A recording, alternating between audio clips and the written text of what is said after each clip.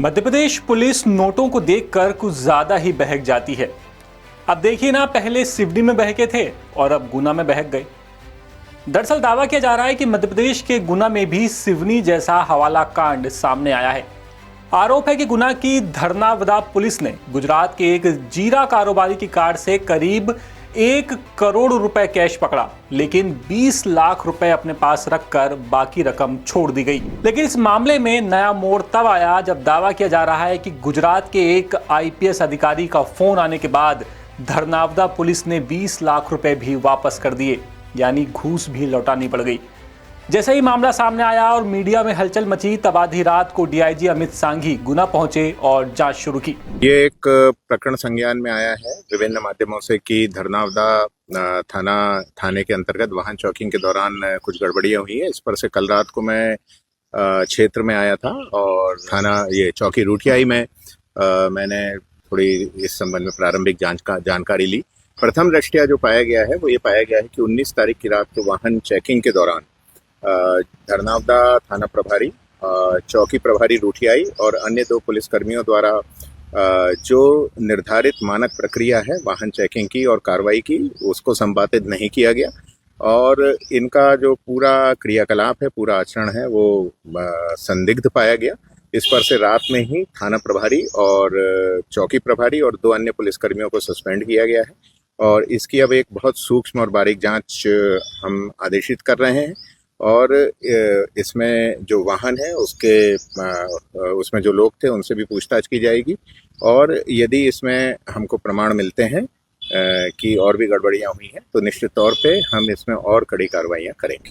बताया जा रहा है कि इस मामले में धरनावदा थाना प्रभारी प्रभात कटारे के साथ साथ 4 पुलिसकर्मियों को सस्पेंड कर दिया गया है।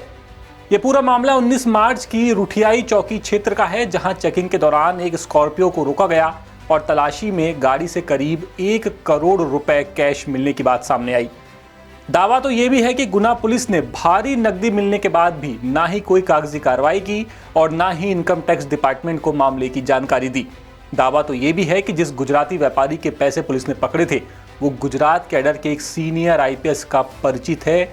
जब वहां से फोन आया तब गुना पुलिस बैकफुट पर आई और इसके बाद घूस में ली गई रकम को भी छोड़ना पड़ गया। इस मामले में ये बात भी सामने आ रही है कि पूरा सेटलमेंट थाने पर ही हो गया था, किसी सीनियर अफसर को इसकी कोई जानकारी थी ही नहीं। बता दें कि ये पहली बार नहीं है जब एमपी पुलिस पर घूस लेने का गंभीर आरोप लगा है। इसके पहले सिवनी में हुआ हवाला कांड याद कीजिए, जब अक्टूबर 2025 में सिवनी जिले में पुलिस ने एक कार से करीब 3 करोड़ रुपए कैश पकड़ा था, लेकिन रिकॉर्ड में सिर्फ 1 करोड़ 45 लाख रुपए की जब्ती दिखाई और बाकी रकम हड़पने के आरोप मध्य प्रदेश पुलिस पर लगे थे। मामले में तत्कालीन एसडीओपी पूजा पांडे के साथ साथ 10 से ज्यादा पुलिसकर्मियों को सस्पेंड किया गया था। एफआईआर दर्ज हुई, कई गिरफ्तारियां हुई और अब ये गुजरात और गुना का मामला।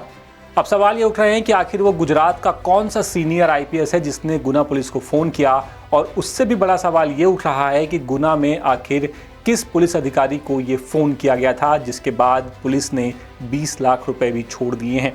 फिलहाल ये पूरा मामला अब जांच के दायरे में है और देखना है कि इस मामले में आगे किसका नाम सामने आता है, या फिर आता भी है या नहीं, या फिर जो सिवनी में हुआ था वैसा ही कुछ होता है। छोटी मछलियां तो पकड़ी जाएंगी लेकिन बड़ी मछली फिर भी जाल से बाहर ही रहेगी। इस मामले में आपकी राय क्या है, आप हमें कमेंट करके बता सकते हैं और द सूत्र को सब्सक्राइब करना बिल्कुल मत भूलिएगा, क्योंकि अपडेट्स तो हम ही आपके लिए सबसे पहले लेकर के आएंगे। फिलहाल इस खबर में इतना ही। नमस्कार। लेटेस्ट,